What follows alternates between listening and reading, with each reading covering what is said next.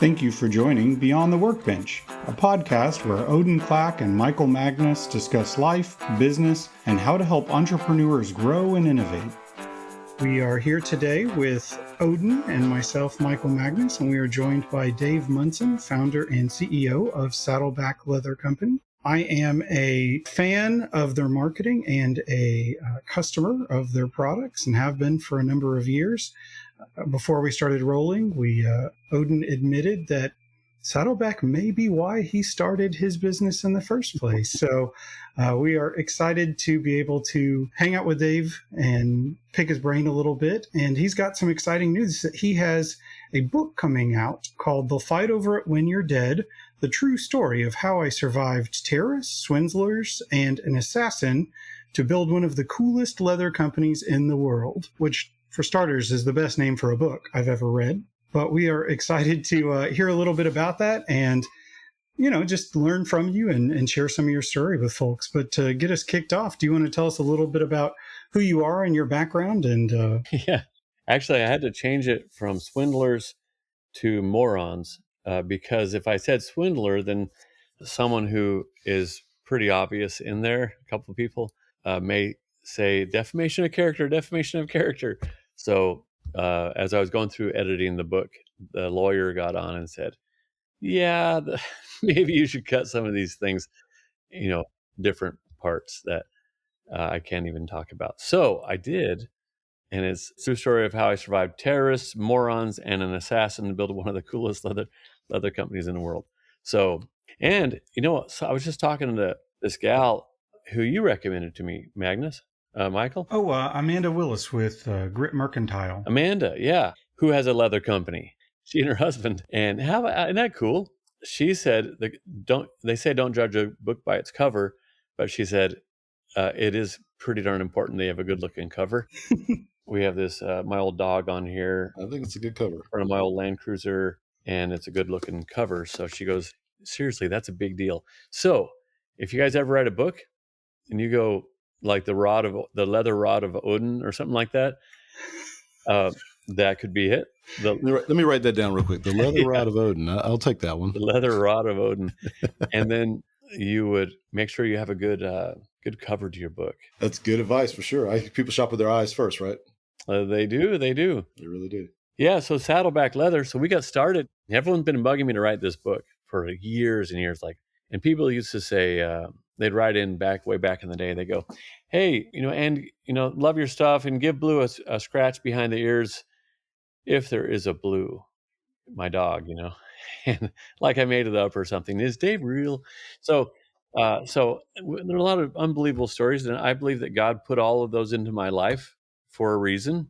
And I didn't know it at the time, but some of them were not very pleasant, and some were like horrible parenting with the terrorist thing in Somalia. I took my family to Somalia on accident. And then so we're walking around this Al-Shabaab village, and later the police were like, in Kenya, were like, are you kidding me? You went over there? Like, that's full of Al-Shabaab terrorists. Like, anyway, stuff like that. But all of that was doing marketing and getting the business going and also doing different things. So yeah, that's the story. So I had 1999, I had my first bag made. I was living in Mexico. I was volunteer English teacher down there, and I needed a bag to carry my books. So I said, man, what would Indiana Jones carry? And I had this bag in my head of it, he's the man. And so him and James Bond, both those guys are like studly. So I couldn't find one like I liked. So I found a man making bags, and I asked him if he could make it, if I'd sketched it out, and he did. And so I got back up to Portland, Oregon, where I'm originally from. And man, 4 or 5 times a day, people would ask me, where'd you get that bag? Where could I buy one like that? So I went back, had some more made. And I thought, hey, I was a youth pastor. I was like, hey, this could really help. I could do youth work for free. I wouldn't have to have a boss. No one would tell me what to do. I could go anywhere I wanted. This is great. I'm going to sell these on eBay. And so I went and had some more made. And I ended up moving to Juarez, Mexico, with Blue and my black lab. And we slept on the floor of a little $100 a month apartment. And for 3 years. And then I met my wife on MySpace. She found me there in 2006, and I moved to San Antonio, married her, And 2008, we opened a factory there in Mexico, where we try to get it going in the U.S. It's just too hard to find consistent quality. We can't beat the quality we get there. So, and that's been going ever since. And I had a Mexican federale sent to kill me one time for something, and so I was gonna kill him. I was like, I'm not gonna just let him kill me. This is stupid. So I had my axe I had a hatchet in my Land Cruiser. It was horrible. I mean, I didn't do it, but It's a plan. I had the plan. I was planning to. But yeah, so a bunch of different fun things happened. That wasn't all that fun. It is now. Fought a bull in a bullfight in Mexico in a big bullfight arena, and all kinds of stuff while I was getting this company going. And I wouldn't do that stuff if I was single. Well, maybe some, but when you're no kids, you die. The only ones that are sad are your mom and dad, your brothers and sisters, and everyone's over it. But when you got kids and a wife, it's you hold back. So yeah, and so in there, I wanted to tell. I was like, well, we have a pretty strong brand, and a lot of people don't understand how to develop that, and it accidentally started at first. I didn't know the brand was. I didn't even know that a brand was a thing, and so I gave some tips. I give tips on how to develop your brand, how to think about a brand, and what goes into a brand, and then what do I think about marketing and that kind of thing. Dave, quick question. Along this journey, when did you go from, hey, we're going to start a company, meet your first bag in 1999, to when that business says, hey, we've got something really to work with, and we're going to start developing? What was that, that life cycle? What was that timeline? In 99, yeah, I had the first bag made. In 2000, I had some more made, and I was like, whoa. I sold them on eBay. No, I sold them off the back of my Land Cruiser. And I was like, I had 8 made, and I was like, whoa, I'm onto something. This is cool. And then I remember laying on the floor in Juarez in 2004 or so, 2005, and I was selling them like crazy.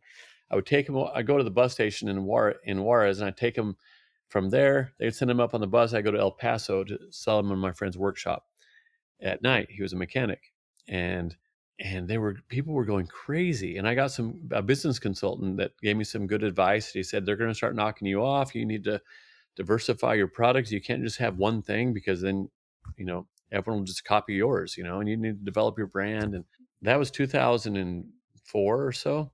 And I was laying there on the floor, and I was thinking, man, what if I were to travel around the world and take photos and do videos of my stuff in cool places? And then, no, I have to do ministry, because I was a Christian. I thought we have to work for a church or something, or be a missionary. I didn't know you could have a business and still please God.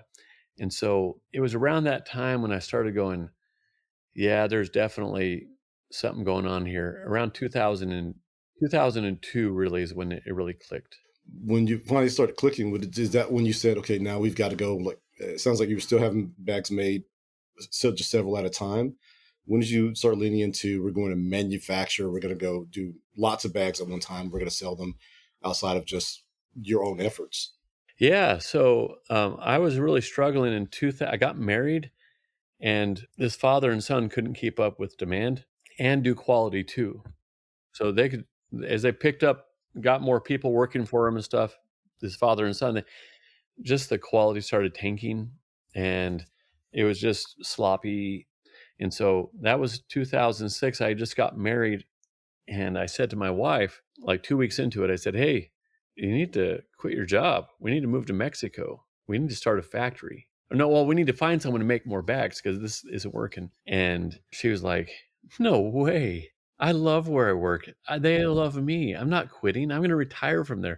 So in the book, by the way, but this is super important, even if you don't read the book, I wrote out a 2-page just thing of if I closed my eyes and I got into a time machine and I looked 3 years out, what would I see? Really 10 years out, and then go back to 3 years. Here's what I see. The company, I got out of the time machine. There I am doing this. There you are. Here's the marketing. Here's where we're selling. Here's what's going on. That, and I had that vision, the vision for my company. And it was just a guess. I was just guessing. but you have to have a good, strong vision. And if you don't, and so as soon as I shared my vision, instead of, hey, let's go try some stuff, maybe something will work, my wife wanted stability. And so I said, here's the plan. Here's what I see happening. We'll develop these, this, and this, and we'll find a regular supplier and we'll develop and all these sort of things. She was like, I'll follow you to the gates of hell with this vision you have. I like the look of this vision.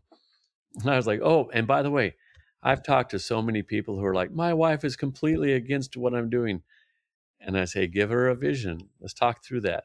And so it's really, really important. I'm talking to there's a king in Africa, and I'm talking through with him the vision for his people. I've already talked through it. We've already got it set now. And now he just has to share it with his people.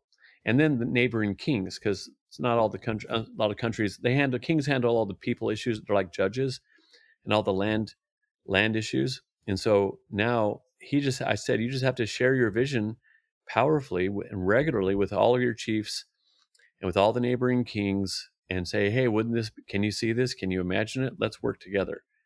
So if you want peace in that country. So vision is a big deal, you guys. It's probably the biggest thing that someone could get in a business is their vision.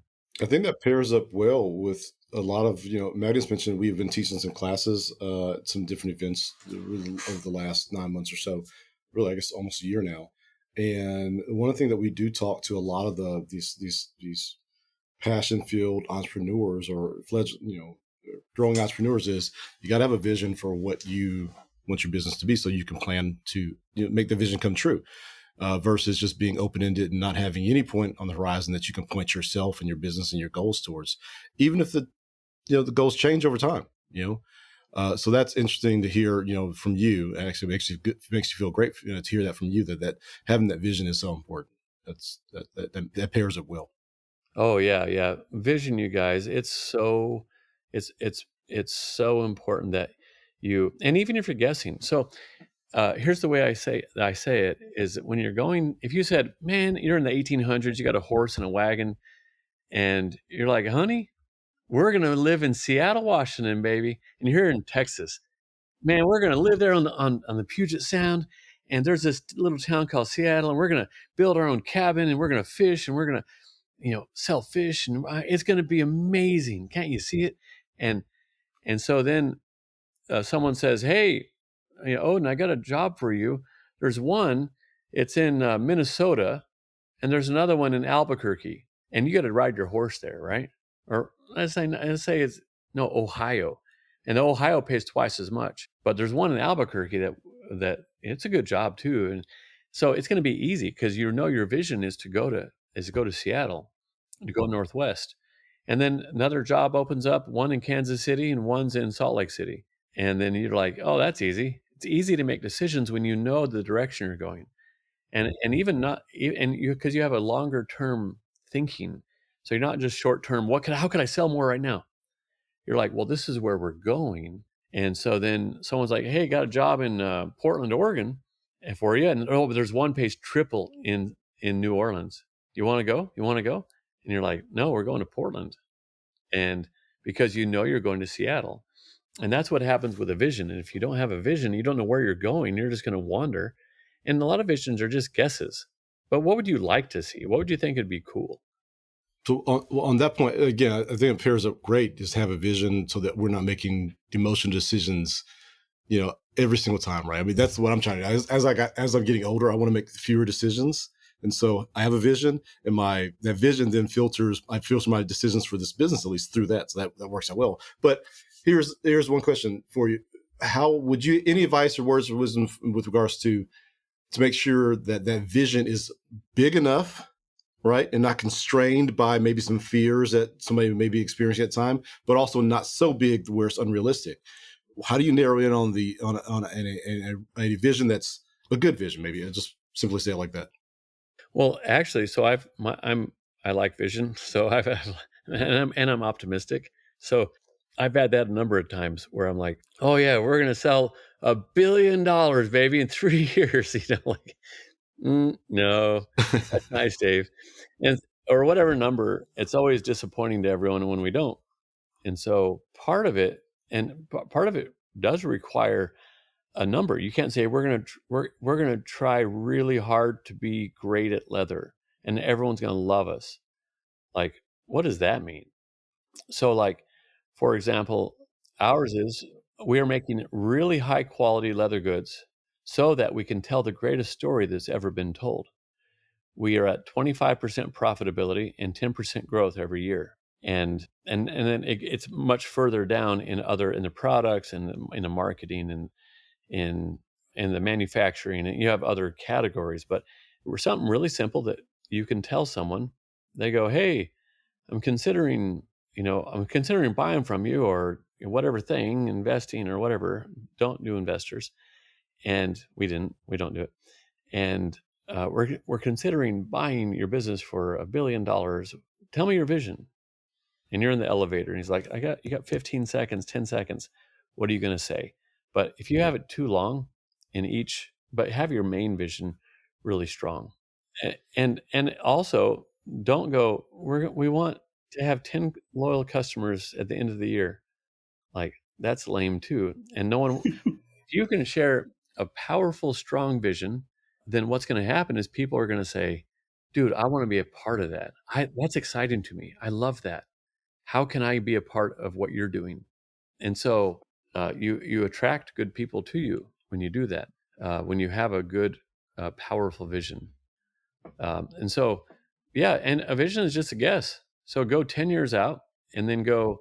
I had a company called Vision to Action. The guy coached me when I first started running my own business in 2013. I had someone helping me for a few years, but I was like, oh, I got to take it over now. And so he helped me for about a year and a half walk through the vision. And then 10 years later, we had a friend of mine he ran a $12 billion company, and he retired and he was bored. And I was like, dude, can you help me with my business? And he goes, yeah, sure. Let's have a seat. And he got everyone together. He goes, what's your vision? He just started. That's the first thing out of his lips. What's your vision? So just so you know, it's not just like, oh, that guy thinks it's a good idea. Dave thinks it's a good idea. It is crucial. Outstanding. Guess, guys, guess at it. It's a guess. Try. What would you like to see? Close your eyes. What would you like to see if you got in a time machine? So yeah, that's the biggest piece of advice. One of the biggest. I have some other ones, but that's one of the biggest pieces of advice for. Don't give away your whole book, because I definitely going to go out and grab it. I know Magnus has a question real quick.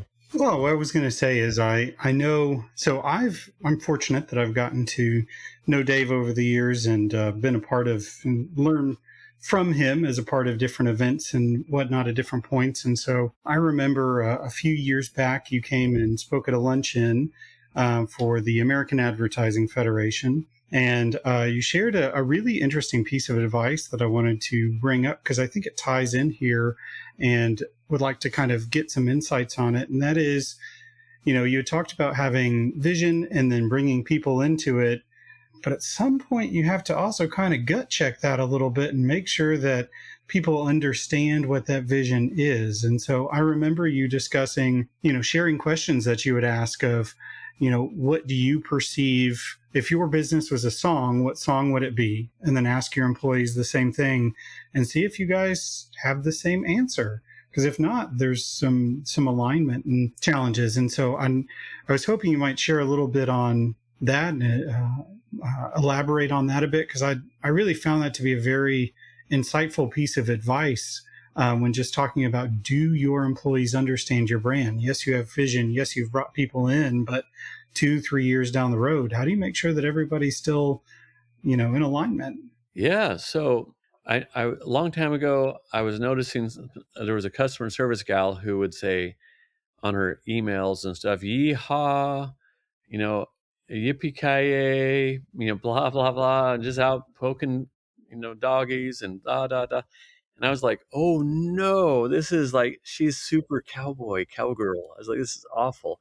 Not that cowboys or cowgirls are awful, but my brand is not that. And so it's more of an Indiana Jones meets Clint Eastwood, maybe. But it's not John Wayne meets, Merle Haggard or Garth Brooks or something like that. And so And so I was like, hey guys, here's a question for you guys. I know I didn't want to lead them with what I thought first, and then I said, if Saddleback were music, like what would be in a movie? What kind of music would be there? And it was all like twang, twang, twang, cowboy. And then, okay, if Saddleback were a food, what kind of food would it be?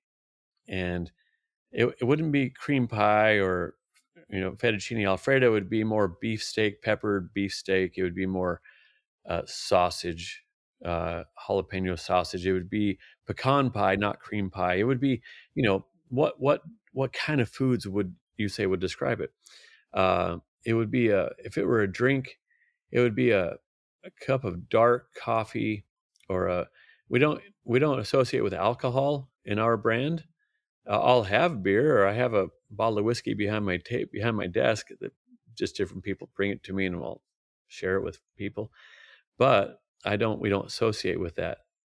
So it's a cold glass of whole milk. It would be a cold glass of water. It would be fresh squeezed orange juice. It would be, and we go through some of those. What kind of footwear would it be? What kind of transportation would it be? An old Land Cruiser. It'd be a canoe. It'd be a footbridge. It would be a horse. It would be kind of an animal. It wouldn't be like an ostrich, or it would be, and it like, what kind would it be? What kind of animal? So if you think through all of those, and I listed them out in the book, but how would you define your business? Because you might really enjoy Ferraris and red, black, and stainless steel. You might really enjoy like glass and mirrors and sharp edges because you like more modern, cityscapes. And so when someone you have someone do a graphic for you, and they give you pink bubblegum letters, you're like, no, they need to be kind of sharp font but angled forward with lines behind them and lines in front, because I like that, or whatever it would be. That's your own brand, and you understand your brand by going through those things, and then you can give that brand guide along with fonts and colors. You can give that to any graphic designer or any new employee. So when they're answering the phone, they're not saying yippee ki, they're saying mother, father, to quote Bruce Willis. The thing I think is really interesting about that too is, words sometimes fail. I mean, you guys have a great slogan and it really resonates, but I think there's so many times when people are talking about their brand and it just doesn't quite click with people because they don't quite get it. And when you start to attach it to Indiana Jones and peppered steak and things like that, it connects with the schema that you and I probably don't have a very different perception of what a steak is, right? Like it's a common understanding versus sometimes people have very different interpretations of what words mean based on their experiences and things. So I thought that's one of the things I always thought was very clever about that approach, was it just kind of attached to what is a common understanding that we can all kind of get on the same page about and communicate in that way that's, maybe not as reliant on words. One thing I'll say, I have my retail store here, and we occasionally see folks come in here and they have a bag on their shoulder, or they have a pouch, something like that. And I can immediately say, is that a Saddleback bag? And now, first of all, you make awesome products, and so I'm always happy to see that stuff. But the with regards to branding, I didn't see the label on the bag. I didn't see the receipt of where they bought the bag from. But your bag has a profile. It has all these elements to it that are not necessarily attached to. A lot of times we say brand, and they talk about logos and marks and things like that. But brand is more of an experience, and your brand leads in front of your product. And so when they walk in, I can tell that's your bag before I even see the label on it. And this is one compliment to you, but also, anyone listening, it is setting up a system, these visuals and these experiences and these feelings with your customers, right? So they know who you are before. They don't have to read anything. They don't have to actually see all the visuals. It's all part of the whole package. And I think that's very important. But as a follow-up question to you regarding your brand, it's not a natural way to look at brand. People don't just naturally intuitively look at it. A lot of people don't, at least when we talk to people. Where did you find that develop this astute sense of, what a brand is and how to feed a brand and how to, fuel this experience and this product? Is that through education? Is that through reading? Is that just other experiences?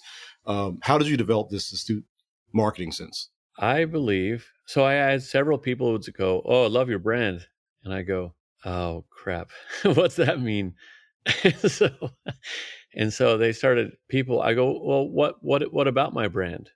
And they go, "Oh, well, I like that, it's authentic and it's thick and heavy and it's just sturdy, it's stout, strong, it's heirloom stuff." And so the more people would educate me on what they thought the brand was and that sort of thing, the more I started learning about that. But I didn't really understand what that was. So I just learned from people. And I believe that God put, he gives us all some sort of gift. We're all gifted in some way to think a certain way. Some people are really good at admin. Some people are really good at at framing a photo. Some people are really good at painting and I go, but and I happen to be good at, my mind goes towards certain things that other people's don't. And there's a different way from me.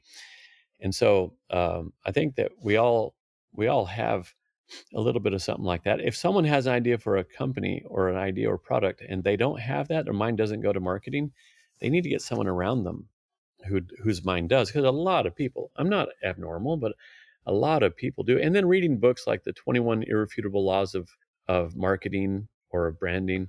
There are a lot of different Seth Godin books. There are a lot of different, but just pay attention, listen to just I like to listen to marketing books, and I'm just driving down the road and I'll say, "Oh, that was good, Bill. Could you repeat that again?" I'll hit back, rewind. Yeah, there you go. And I'll listen to it a couple times. But yeah, so it's not that I have an innate ability for this. It's maybe I do. I'm just wired that way. I think a lot of people are. Yeah. So it's easier too when you're single to get a business going than when you're married, because I would just sleep in my car, or $100 a month apartment on the floor. My wife, it wouldn't have worked. Like, that life wouldn't have worked with her. So, but here's the thing too. You put in your 10,000 hours, that 10,000 hours thing. The way you get good at photography is by taking pictures. The way you get good at public speaking is by speaking in public. The way you get good at marketing is by marketing. And the way you get good at designing is by designing. So, and that design thing that they talk about a smashable design. Have you heard about that? The phrase rings familiar, but I couldn't tell you what that is. What you want to tell us more? If you saw a Coke can out in the middle of the highway, out in the middle of the road, had been there for a few weeks, you would say, "Oh, look, a smashed up Coke can." And if someone cut it into 15, 20, 30 pieces, you'd go, "Oh, look, a piece of a smashed up Coke can." There you go. Because it has all of the right red along with the right silver or the white, and it has the right curves and it has the same font. It's not just that it's red but so like our bags we have double stitching that is 1 centimeter apart on bigger pieces, and it's 8 millimeters apart on smaller pieces. And we have 5 stitches an inch with a non-contrasting thread. The radius is always the same on the corners of all of the corners. The rivet, there's always a rivet that's same color as the thread. The backs that reinforces things. We use the same 4 leathers all the time. We don't vary rarely ever on colors, but we're about to big time. There are certain. It's always a contrasting, a sharp popping hardware. Our stainless steel, it pops off of from the leather, instead of an antique brass or something like that. So we have it's not any one of those things, because all the companies have one or two of those things. But when you put them all together, it's called trade dress, legally, or there's some other term for it. But try to stay real consistent with your curves, your flaps, your straps, your shapes, your stitching. Try to stay real consistent with it. That's a wonderful tip. So even though I have the pleasure to share my opinion at times with other marketers, along with Magnus, and about branding and marketing, I also like to tell people we struggle with this every day here at Odin Leather Goods. I mean, it's a constant thing because we love doing this. We like coming up with new designs, but it is something always need to push back to. Okay, yeah, we can do this cool thing. However, the vision we had, right? the brand that goes along with that vision says that we need to stay in this line. And if we're going to change it, we need to have a really good excuse for why we're going to change it. Okay. And realize it's a total shift, not just a singular item that we're going to do this one-off, right? Or we do one-offs, but there has to be a really good reason for why that one-off is going to support said vision. That said, it is tough. It is very tough to be that consistent and that dedicated to that, that in this case, the product brand guidelines. And I mentioned, I can see your bags when they walk through the door. I know them. I can see them. I didn't know that it was a 10 millimeter, 8 millimeter. I don't know those specifics, but I know it all culminates in a very, specific product style that I can pick out from across the street. And I can even see the ones that aren't your bags because they don't follow even these things, the technical things that you mentioned. I mean, I don't know those, but I know it's something about that bag. They were attempting to look like you, but that's not it, right? And so that's a very powerful statement and very powerful way of looking at our products, for me included, as we continue to develop. So that's wonderful. I appreciate you sharing that with us. Yeah, and there are a whole bunch of things you can do to change the look. If you wanted, we're about ready to go into more of a. We have Indiana Jones style. A university professor. He would be in court. He would go on archaeological digs. But we're about ready to go into James Bond also. Same, but James Bond that bleeds. So tough and strong, but yet cleaner, a little more refined. And there'll be some different colors with that. But it's a single stitch, and it's all 7 stitches per inch, and it's narrower straps instead of the wider you go, the more bohemian, the more rugged, the more outdoorsy with wide, the narrower you go on the straps and the handles, the more refined it is. And there are certain colors that don't go with a more refined thing also, style. There's a whole lot I found out over the last 13 years I've been working on this. There's a whole lot that goes into refined. And so here's one tip. You need to go get inspiration. You have to go to London and walk Bond Street. Bond Street is where all the big ones are. Louis Vuitton, Fendi, Prada, Hermes. Not Coach. Coach isn't big enough to be there. They're kind of low level. Or people go, what are they doing here? Nah, no, Coach is nice, but it's the big boys are all there, the worldwide brands. And then all the back streets, and you have Double RL and the Ralph Lauren store. Oh my gosh, it's stunning. It's so cool. But you need to walk through all day long, just walk into shops and look at handles and pockets and edges and stitching and flaps and closures. And you just have to do that and just take pictures and tell them that you're looking for something for your wife. And otherwise it gets awkward. You don't have to lie.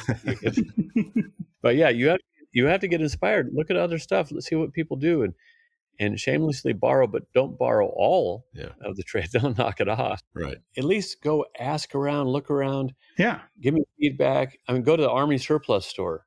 I found some great stuff there. Oh my gosh, Army Surplus, the 40s and 50s, all the stuff they would have there, closures and stuff like that.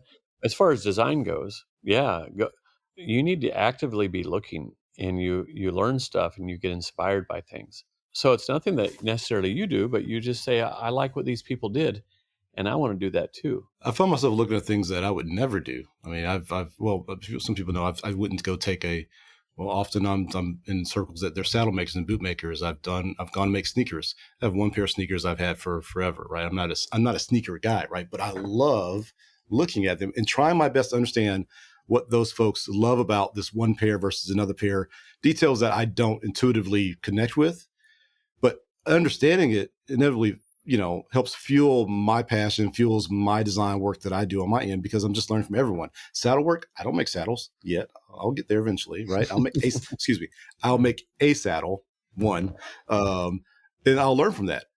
What I learned from that process and what I learned from those folks will then go back into my work. Will be a Western tie-in? Probably not. But I'm just learning. I'm just consuming it everywhere I get. I look at your bags. I mean, things you said some amazing things today. And I'm like, that was a light bulb just went off my head. I'm going to pull those things in. Doesn't mean I'm going to make a bag that looks just like yours. At least I won't tell you that on the podcast with you, of course. No, I'm joking. That's not my style. But I appreciate every ounce of what you're doing, how you do it, and I'm taking inspiration from it. So inspiration comes from all different angles. I mean, we just have to be willing to go out there and look forward and be willing to open ourselves up to receive it. Oh, absolutely. Even your marketing work, it doesn't have to just come in the form of product. I mean, I love your products, but one of the things I'm most wild about, maybe this is because I've been a marketer for, I don't know, 25 years now since I got out of school, but your marketing work, your team, your brand was outstanding. And it's great now, but there was some years back, I want to say maybe 2007, 2008, where seems like you guys were just on a tear. I mean, there wasn't a website I could go to, a YouTube video I could open up that I didn't see Saddleback popping up somewhere. I mean, your display ads were insane. And then you had the content to go along with it before content was even a thing. In 2000, on our honeymoon, YouTube opened in 2005. And so on our honeymoon in 2006, we got a video shark diving off the coast of Bora Bora. And we put a bunch of fish bones and guts into the bag. And then we went down about 60 feet and these sharks were swimming all around it. And then after that, later in 2006, after we got married, went to Australia and we did a tug of war with a crocodile. And I figured out how to post them on YouTube. And there was, and so people were like, what? It was really, it was, yeah. And so having that good content, it goes a long ways. Marketing has changed a lot. Back then we'd go on a trip somewhere in 2010, whenever Facebook was really started going 10 through 15, we'd go on a trip and our sales would go up because people were following us on the trip. So yeah, it's, that storytelling. My son, he's 16 now, and he reminded me, he's like, Dad, you need to tell more stories like you used to. You guys used to tell stories all the time. You weren't always just trying to sell something. And so that was refreshing to hear that. And we do, it's just not like we used to. So we're going to get more back into storytelling. Well, as a marketer, as a leather crafter, brand owner, you did a wonderful job. It seems like you were leading up because that was not the norm. We all know now social media, it's all about storytelling and creating something for people to connect to, right? And they say, I can see myself in this, and that's how you're trying to draw them. But that was not the case back in 2008, 9, 10. You were just flooding us with this amazing content that allowed us to live kind of vicariously. Thank you that's very kind of you. It really, I mean, that's on the marketing side, not even on the leather side, because I wasn't even in leather work just yet. But as a consumer, I absolutely loved it. They were everywhere. And so that was really cool to see a small brand, or at least this feeling of a small brand, having that kind of presence in the marketplace. It was really good. And so, yeah, I'm looking forward to seeing you get back to that content as well, because it was fun to watch. Yeah. No, we have some neat things coming. Yeah. I remember one of the videos, Magnus, you and I have referenced before, is the one about how to knock off a saddleback bag, right? Oh, yeah. But that was a great piece of content, right? And that was well before its time, where, I think you said a lot of competitors who would never, ever say, these are the things that make us unique, knowing that no one's going to be able to produce it like that, right? I mean, that was a great piece of content. I know it's still out there. People should go take a look at it. It's good. Yeah, actually, Seth Godin? I do. Familiar with it? Yeah, he sent me an email saying, hey, nice job on that video. Yeah. Oh, wow. Yeah, that was great. Cool. Yeah. Very good stuff. That was a good one. Speaking of storytelling, you have a great story that you are about to publish and is coming soon. And there's a line in the foreword that I wanted you to touch on a little bit. And that is, I wrote this book because we are a people company cleverly disguised as a leather bag business. And when I read that, I was connected with a lot of the storytelling and the human element that a lot of the time we forget about. We think about the product, we think about the sales, but can you just elaborate on that a little bit? Because I think that's a great message. Yeah. So the reason that we do what we do is because of what's happened to me personally. And so I want other people to experience what happened to me. And so it gives us more of a voice for that. And so I have a lot of fulfillment in my life, and I have a lot of peace, and I have a lot of joy that just doesn't make sense, even in storms.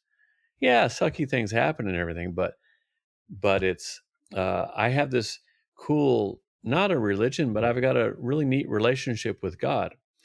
And a lot of people are looking for that and they don't know where to find it. And they're like, so they go to a church and they join a religion. And Jesus has said, well, just come follow me. He didn't say, come join my religion. He said, just spend time with me. And so I thought, man, we got to get that out because it worked for me and a lot of people I know.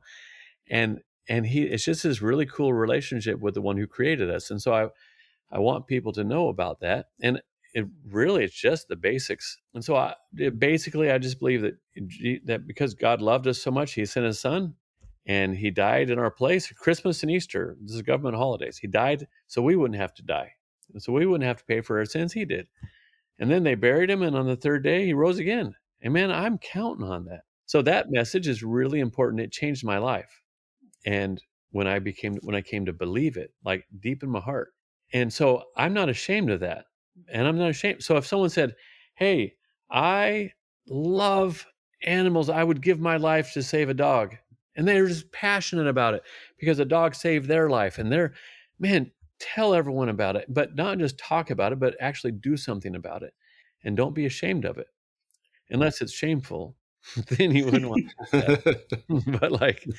But share with it. If it doesn't, if you're not passionate about it, if it doesn't care, if you don't have anything, let's talk.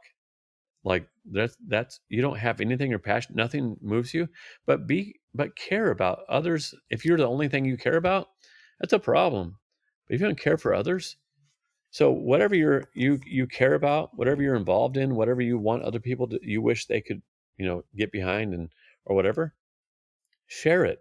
So people like to see that you care about something. I think that's good personal advice, good life advice, but also good business advice. There's a book that was written by a guy named Derek Kinney called Good Money Revolution. And in that book, he talks about your generosity purpose. And by identifying what really drives you and being able to give back, people who share values with what you value are going to be attracted to you, not because of the story that you tell necessarily, but because of the person that you are. And so I do think that there's, I think it's good life advice, but I even kind of connecting it to where it has value in a business, letting people know what you support can often help you find the people who are going to just kind of be your repeat customers because they appreciate what you appreciate and they connect with you in a way that is different than a person who's just purchasing something. Yeah, absolutely. You remember Zig Ziglar? Of course. Yeah. He was considered one of the most successful men in all of America and in his generation. And I got to have lunch with him before he died. There were 6 of us sat down with him. And I sat right in front of him and I said, hey, Zig, I said, if all of your media went away, all your cassettes and your books and all your DVDs and everything, all of it disappeared off the earth, and you could just leave us with one book, what would you write about? And he said, court your spouse, because success starts at home right away. And when we first sat down at the table, he talked for 10 minutes about the redhead, his wife, and how amazing she was. And like the American Express, he doesn't leave home without her and all these things. He went on and on about how amazing his wife was when she wasn't even there. And then, so he said, court your spouse, encourage others. And then he said, try to help everyone around you to be as successful as they can possibly be. And those 3 things, if you notice, they're all others focused. They're not, well, you got to try hard. You got to think hard. You got to just put your gut into it. You got to work. You do it. It's that the successful people in life are others focused. They're humble. That's humble. The word humble, not I'm a loser, I'm nobody. That's false humility. But others focused and prideful is self-focused. I'm selfish. I'm self-centered. I'm egocentric. That's pride, prideful. And those guys have miserable lives. But the humble people, which is the opposite of self, is others, the self of others. And so even Jesus said, the only time he ever described his heart, he said, it's humble. He said, I am gentle. My heart, it's humble. That's the only time he ever described his heart. He was others focused. And so a way to get used to that, if you go, well, I'm not really others focused. If someone's listening to this, they go, what do I do? I'm not others focused. Say, well, ask God to help you to be others focused. Say, hey, could you help me to be others focused? And you can start by doing little acts, because one action begets another action. That begets a habit, and a habit begets a character. And so if you go, I'm going to start serving my wife. I'm going to rub her feet tonight. I'm going to pick up the trash that the dog tore into instead of wait for someone else to get it. I'm going to see if I can see if someone wants some more milk for dinner. Could I get you something off the stove? Could I get you any more water? Why don't you guys have the best seat? Why don't you start serving? Because that's the sign of being others focused, of being humble. And there's a lot of good things that happen to humble people. And so I'm still working on it, because I'm prideful and selfish a lot of the time. But God's working on me. But Zig, at 82 years old, he laid it out. He said, you got to be others focused, and that will bring true success. It's amazing. My wife's going to be very happy that we had this podcast, because we go in and rub her feet. And Dave said to do it. There's this Aveda. So I told someone that the other day, and they're like, so you're going to go do that? And I'm like, oh, yeah, no, I need to go do that. So, like, where's that lotion again? So, we'll make time for that for sure. And so Aveda has a really great foot lotion. Ooh, silky. It's amazing. I did not know that where this podcast was going, but here we are. No, well, I'm just following what Zig said. He said that starts at home. That starts at home. We might have to do a follow-up podcast, and there's been a theme that's been popping up over and over again. I won't push it down this path just yet, but another podcast just about working entrepreneurs with spouses in the business, outside the business. It seems like there's a lot of stuff that comes right back around to the support from your spouse and how we support them as we grow our businesses and grow our visions. And there's something there we need to tap into. So we may have to circle back to you on that one. Yeah. So let me start to close us with a question that we like to ask. We usually ask each other, or if we have someone on the show, we ask them. But what is something that you read recently, listened to, something that has just kind of stuck with you as a new idea, or, something that's kind of inspired you recently? Man, a bunch of stuff. So let's see, what is that? So my daughter's 18 now. And so she's like, hey, back off. I'm an adult now. And I was like, well, honey, you still have to, we're still your parents, and you still need to honor your parents. And so we're reading a book. My wife and I are reading a book. It's called Living Life or something with Your Adult Children. And it's not parenting your adult children. It's living life with your adult children. And someone else said, oh my gosh, you guys have to read that book. So we're trying to figure out how to be a parent and a lot of times they learn better by mistakes rather than listening to our advice. I'm still trying to, and advice is a negative to them, strangely. How to parent adult children. My son is 16 and he's coming up on it, but yeah. So that's a good one. I saw you writing that down, Odin. I write it all down. I love hearing this stuff. It's like as I said, I'm trying to get out of this phase of thinking I have to make every decision for myself, and I find people around me who I trust and I appreciate their opinions. And it's like, if they've already gone through this learning curve, why don't I jump in midstream versus having to start the learning curve all over again myself? Mm-hmm. Doesn't always work out. I've gotten myself in trouble with that a few times, but mostly, you find people you appreciate and you respect, and you jump on board and say, okay, if they found value in it, you may find value too. So, which is part of why we're doing this podcast. So I definitely write it down. My kids I have a 15-year-old and a soon to be 13-year-old. The idea of them being adults, I think most people would think that my wife's going to be the one that falls apart as they get older and leave the house. It's probably going to be me. I'll be the one pushing them out the door, crying about it the whole time, because I love having my babies around. But I guess I should start preparing for this inevitable transition that's going to happen. Yeah. So it's good work. It reminds me of one of my favorite Mark Twain quotes, which he has many. He's a very quotable guy, but he said, when I was a boy of 14, my father was so ignorant I could hardly stand to have the old man around. But when I got to be 21, I was astonished how much the old man had learned in just 7 years. Yeah. That's great. I think I had that feeling at one point in time myself, and then I realized, man, he was right about everything he said. Yeah. The one day I knew I was fully adult when I asked him for advice on something, and he went from giving me. My father was a much older man. He's not long-winded, but he had solid words of wisdom that he would share. This one day I asked him advice, and the advice was, "It'll be okay." I was like, is that all you got? All my life you've been giving me solid just ways. And today, so that's why I was like, okay, yep, I think I fully have transitioned to the adult. He's like, no. And what he was trying to say was, you're going to go through it. It's going to be fine. He was absolutely right. It was okay. But that was a big transition. And I realized, I started looking back at all the words he had already given me. He already given me all the advice I needed to get through that moment. So it was good. Good stuff. Good stuff. So what I was hoping is that this conversation, that people listening to it, that they would become and grow better personally, because that helps your business. Absolutely. If you're self-centered, you're in for a tough life. If you're humble, you're in for a tough life. But if you, at least the desire for it. But if you're not thinking about other people, your life's going to be tough.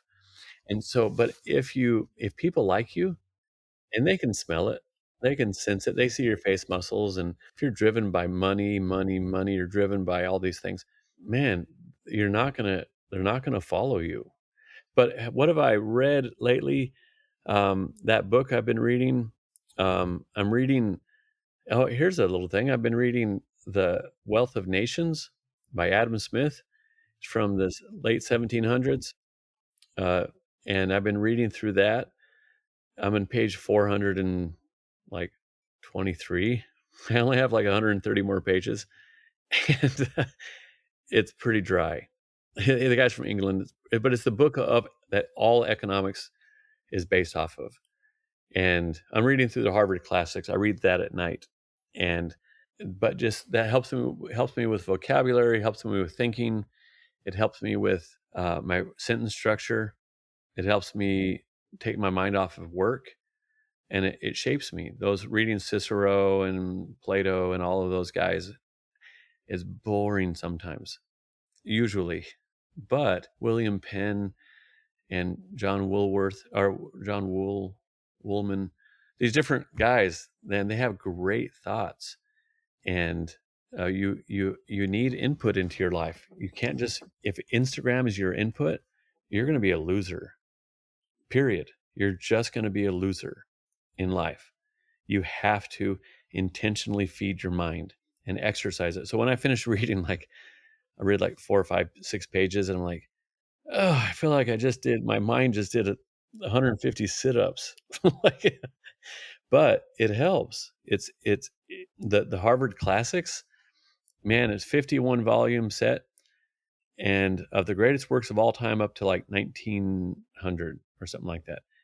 And if you can make your way through that, I'm on volume 10 or 11 now. If you can make your way through that, dude, hat tip to you. Do you know what is easier to read? This brand new book called They'll Fight Over It When You're Dead. It's so as we're talking about reading, I do want to kind of bring it back full circle, because I do think that I've started reading it, and it is a lot of fun, but there is a lot of great insights, not just for people who have small businesses, but businesses of all sizes. So it's probably one of the more entertaining business books I've ever read. So before someone gets started with the classics, they can ease into it by reading what would be a classic and will be a classic eventually. It just hasn't seasoned as well as some of those others. Well, actually, so we're going for the heavy sales pre-orders. All count for different lists and different things for credibility on July 1st through July 7th. So all the pre-orders, anyone who pre-orders by then and puts the code into from where they get it, from Barnes & Noble. I hate Amazon, so don't go there. But any other bookstore, and then you put the code into our website on the book page, I'll give you a $50 gift card and a free audiobook. Because books like this, I listen to them. I don't necessarily sit down and read them. I have other things that I'm reading, but when I'm driving, I listen to them over and over again. So how to run the business by the numbers, I never understood that. I've heard it, I've nodded, yes, and then, but I never understood it until about 2 years ago. And other than that, I was just doing stuff. When that went along with a vision, but I never understood how to run a business or even a marketing department by the numbers. And I put that in there too. So it's a entertaining business book, and you just go along with me, and I tell you what I've learned along the way with marketing and branding and the way I think about those things, and then business. So hope you like it. I That's love awesome. it. Looking forward to it. Yeah, I was going to say thank you for hanging out with us, and I've enjoyed it. And any closing thoughts, Odin? No, I don't want to step on any of the good words that Dave's already shared. Hopefully you'll come back and have another conversation with us soon. It's been a great pleasure for me. Somebody has been admiring your work and your company and things you've been doing for a long time. So thank you so much for giving us some of your time today. Hey, thanks for inviting me, and I appreciate all of those kind words. I really do. Thank you. They are well earned for sure. Oh, thanks. You can find us at Saddleback Bags on Instagram, Saddleback Leather on Facebook, and then of course Saddleback Leather on LinkedIn. But yeah, those are the three. I'm Dave Munson on Facebook and on LinkedIn. So yeah, hope to connect with you guys. Don't forget about YouTube and YouTube. Got a lot of great content. Oh, Saddleback, yeah, we have a big presence on YouTube. Saddleback Leather on YouTube is that's a fun one.